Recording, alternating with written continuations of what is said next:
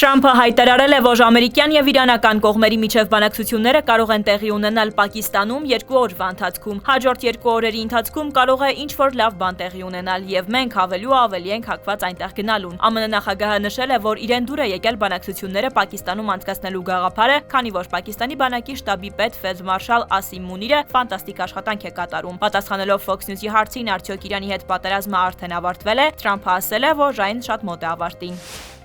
ԱՄՆ-ն եւ Իսրայելը խախտում են Հորմուզի նեղուցումն ավարկության անվտանգությունը, մինչդեռ Իրանը այս ջրային ուղու անվտանգության երաշխավորն է, հայտարարել է Իրանի արտաքին գործերի նախարարության խոսնակը։ Վերջին 40 օրերի ընթացքում դրա անվտանգության խախտումը պարզապես ԱՄՆ-ի եւ սիոնիստական ռեժիմի կողմից պարտադրված պատերազմի արդյունք է։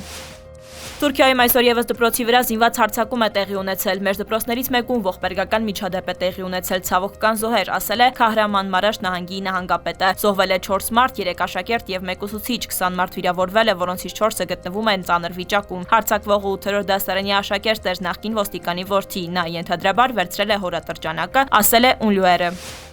Հյուսիսատլանտյան դաշինքի ԱՄՆ դաշնակիցները չեն օգնել Վաշինգտոնին հիմա եւ չեն անի դա ապագայում, հայտարարել է Թրամփը իր Truth Social-ում։ ՆԱՏՕ-ն մեզ հետ չի եղել եւ չի լինի ապագայում, ասել է ԱՄՆ նախագահը։